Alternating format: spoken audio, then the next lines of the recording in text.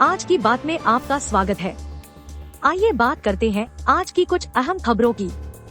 2016 जैसी नहीं है इस बार की नोटबंदी। 30 सितंबर के बाद भी वैध रहेगा 2000 का नोट। 2016 को प्रधानमंत्री नरेंद्र मोदी ने अपने टीवी संबोधन में नोटबंदी की घोषणा की थी। घोषणा के तुरंत बाद से ही 500 और 1000 रुपए के नोट चलन से बाहर हो गए थे।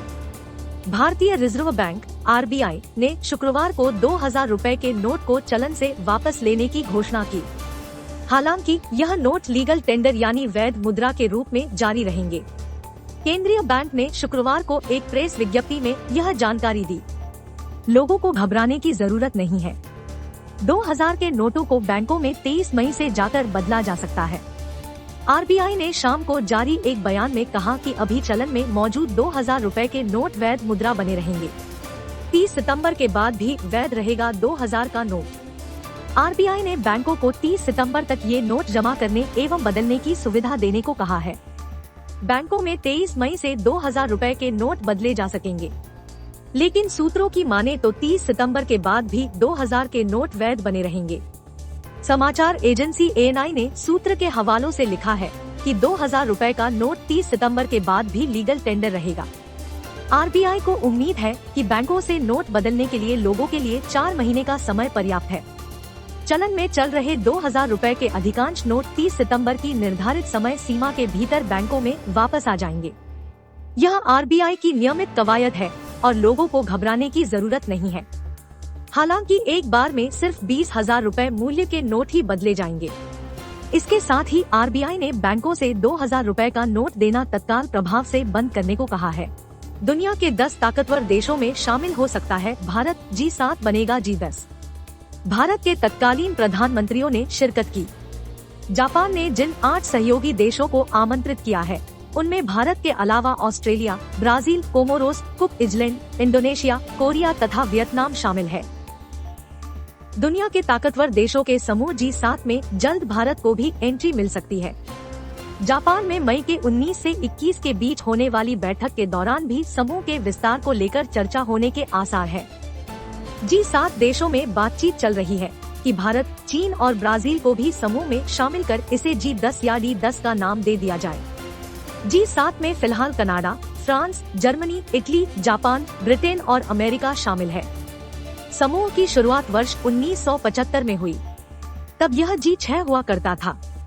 कनाडा इसमें बाद में शामिल हुआ। पहले इसमें रूस भी था, लेकिन क्रीमिया पर हमले के चलते 2014 में उसे हटा दिया गया। मौजूदा G7 समूह दुनिया की 45% अर्थव्यवस्था मगर सिर्फ 10% आबादी को कवर करता है, इसलिए इसके विस्तार की जरूरत महसूस की गई है। इसमें भारत, चीन और ब्राजील जैसी बड़ी अर्थव्यवस्थाओं को शामिल कर G10 या D10 डेमोक्रेसी 10 का नाम देने का प्रस्ताव है। हालांकि अभी कोई अंतिम फैसला नहीं हो पाया है। G7 का मुख्य फोकस दुनिया के समक्ष उत्पन्न चुनौतियों, खासकर शांति की स्थापना, सुरक्षा, आतंकवाद से लड़ने, शिक्षा, स्वास्थ्य और पर्यावरण के मुद्दों का समाधान निकालना रहा है, जबकि G20 अर्थव्यवस्था से जुड़े मुद्दों पर ज्यादा केंद्रित रहता है। 3 सत्र में हिस्सा लेंगे PM मोदी। प्रधानमंत्री नरेंद्र मोदी 3 आउटरीच सत्रों में हिस्सा लेंगे, जिनमें खाद्य सुरक्षा, स्वास्थ्य, विकास और लैंगिक मुद्दों पर मिलकर कार्य करना, सतत विकास, जलवायु, ऊर्जा, पर्यावरण से जुड़ा सत्र तथा तीसरा शांतिपूर्ण, स्थिति समृद्ध विश्व की स्थापना से जुड़ा सत्र है। इसके अलावा इस दौरान अलग से भी कार्यक्रम आयोजित किए जाएंगे, जिनमें भारतीय प्रतिनिधिमंडल भी हिस्सा लेगा। समीर वानखेड़े को आर्यन खान की रिमांड लेने को किसने कहा? व्हाट्सएप चैट से खुलासा।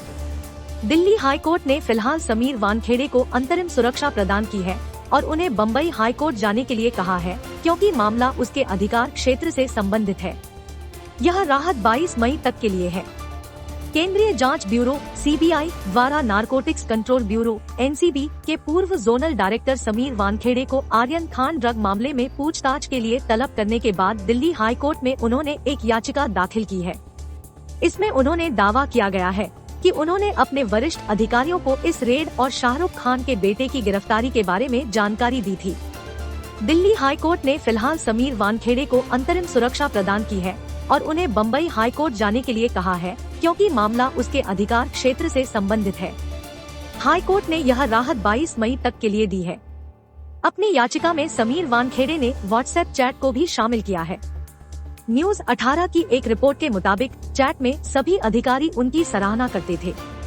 इसमें शाहरुख खान के बेटे की गिरफ्तारी की भी उन्हें जानकारी दी गई थी। चैट से यह भी पता चलता है कि समीर वानखेड़े से ठीक ऊपर के एक अधिकारी ने कथित तौर पर उनसे यह दबाव डालने के लिए कहा कि वरिष्ठ सरकारी वकील आर्यन खान की रिमांड के लिए दबाव डालें और ये डीजी कार्यालय के निर्देश थे। वानखेड़े का कहना है कि जांच के लिए उन्हें अतिरिक्त सहयोग भी मिला और इसके लिए उन्हें इंदौर और अहमदाबाद से 2 टीमें दी गई। एक सूत्र ने कहा, हम जल्द ही अदालत का दरवाजा खटखटाएंगे। फिलहाल अंतरिम संरक्षण के आधार पर वानखेड़े सीबीआई के सामने पेश नहीं हुए। सीबीआई के एक शीर्ष सूत्र ने बुधवार रात कहा था कि इस मामले की जांच कर रही टीम इस मामले में सबूत जुटाने के लिए दिल्ली से मुंबई रवाना हुई है। यह भी आरोप लगाया गया है कि समीर वानखेड़े ने अपने अधिकारियों वीवी सिंह और आशीष रंजन और 2 अन्य लोगों के साथ मिलकर आर्यन खान के परिवार से 25 करोड़ रुपए वसूलने की कोशिश की। इसके बाद 18 करोड़ रुपए में डील फाइनल हुई। अगर आप Amazon से कुछ शॉपिंग करना चाहते हैं और उसके सस्ते होने का वेट कर रहे हैं, तो ये आप पर उल्टा पड़ सकता है, क्योंकि 31 मई से Amazon से शॉपिंग करना महंगा होने वाला है। इसके अलावा प्लेटफॉर्म प्रोडक्ट रिटर्न करने पर भी चार्ज लगाने वाला है। बता दें कि ई-कॉमर्स कंपनी अपनी कमाई कमीशन के जरिए ही करती है। सेलर्स इसके जरिए सामान बेचते हैं और कंपनी इसके बदले पैसे चार्ज करती है। ई-कॉमर्स दिग्गज ने ईटी को एक ईमेल बयान में कहा कि हमारे एनुअल प्रोसेस के रूप में हमने हाल ही में शुल्क संशोधन की घोषणा की है, जो 31 मई 2023 से प्रभावी होगी। ये चीजें होंगी महंगी, इतने बढ़ेगा चार्ज। रिपोर्ट के अनुसार कंपनी कपड़े, ब्यूटी, किराने का सामान और दवाओं जैसी कई कैटेगरी में सेलर फी में वृद्धि होगी, यानी कि ये सामान आपके लिए महंगे हो जाएंगे। अमेज़न ने बताया कि उसने फिलहाल अपने फी रेट कार्ड में बदलाव किए हैं, जिसमें नई फी कैटेगरी और कुछ कैटेगरी में फी कम की गई है। रिपोर्ट के अनुसार ओवर काउंटर दवाओं के लिए 500 रुपए या उससे कम कीमत के प्रोडक्ट पर सेलर फी 5.5% से बढ़कर 12% होने की उम्मीद है, जबकि 500 रुपए से ऊपर के लिए 15% का विक्रेता शुल्क वसूला जाने की उम्मीद है। अपैरल कैटेगरी में कुछ मामलों में विक्रेता शुल्क को 1000 रुपए से अधिक के प्रोडक्ट के लिए मौजूदा 19% से बढ़ाकर 22.50% कर दिया जाएगा। इसके अलावा ब्यूटी सेक्शन में 300 रुपए से कम के प्रोडक्ट पर कमीशन बढ़ाकर 8.5% किया जाएगा। वहीं कंपनी ने डोमेस्टिकली ट्रांसपोर्टेड प्रोडक्ट पर डिलीवरी चार्ज 20 से 30% बढ़ा दिया है। ज्यादा समय नहीं टिक सकी केजरीवाल की खुशी, ट्रांसफर पोस्टिंग पर केंद्र सरकार लाई अध्यादेश। सुप्रीम कोर्ट के फैसले के बाद केंद्र सरकार दिल्ली में अधिकारियों के ट्रांसफर पोस्टिंग के लिए अध्यादेश लेकर आई। इस अध्यादेश के जरिए केंद्र ने ट्रांसफर और पोस्टिंग के अधिकार उपराज्यपाल को दे दिए हैं। बता दें कि हाल ही में सुप्रीम कोर्ट ने कहा था कि दिल्ली सरकार के अफसरों की नियुक्ति और तबादले का अधिकार दिल्ली की केजरीवाल सरकार के पास है। इस अध्यादेश के जरिए केंद्र सरकार दिल्ली में राष्ट्रीय राजधानी सिविल सेवा प्राधिकरण का गठन करेगी, जो दिल्ली में ट्रांसफर पोस्टिंग और विजिलेंस के काम पर नजर रखेगी। इस अध्यादेश के अनुसार राजधानी में अधिकारियों के ट्रांसफर और पोस्टिंग के लिए अथॉरिटी बनाई गई है। इसमें मुख्यमंत्री केजरीवाल, दिल्ली के मुख्य सचिव और प्रमुख गृह सचिव होंगे। अधिकारियों के ट्रांसफर और पोस्टिंग में अगर कोई विवाद होता है तो आखिरी फैसला दिल्ली के उपराज्यपाल का मान्य होगा। इसको लेकर दिल्ली के मुख्यमंत्री अरविंद केजरीवाल ने पहले ही अंदेशा जताया था। उपराज्यपाल से मुलाकात के बाद अरविंद केजरीवाल ने कहा कि सुनने में आ रहा है कि केंद्र सरकार सुप्रीम कोर्ट के फैसले को खत्म करने के लिए ऑर्डिनेंस ला रही है। मैं उम्मीद करता हूं कि उसमें कोई सत्यता न हो। उन्होंने कहा कि अगर केंद्र सरकार ऐसा करती है तो यह देश व दिल्ली वालों के साथ धोखा होगा। सभी को सुप्रीम कोर्ट के संवैधानिक फैसले का सम्मान करना चाहिए। सुप्रीम कोर्ट के फैसले के बाद स्पष्ट है कि एलजी सरकार के फैसले को मानने के लिए बाध्य है। सुप्रीम कोर्ट ने क्या कहा था?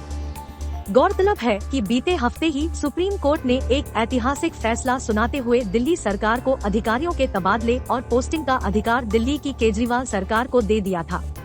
कोर्ट ने इस दौरान फैसला सुनाते हुए कहा था कि लोक व्यवस्था, पुलिस और भूमि जैसे विषयों को छोड़कर अन्य सेवाओं के संबंध में दिल्ली सरकार के पास विधायी और शासकीय शक्तियां हैं।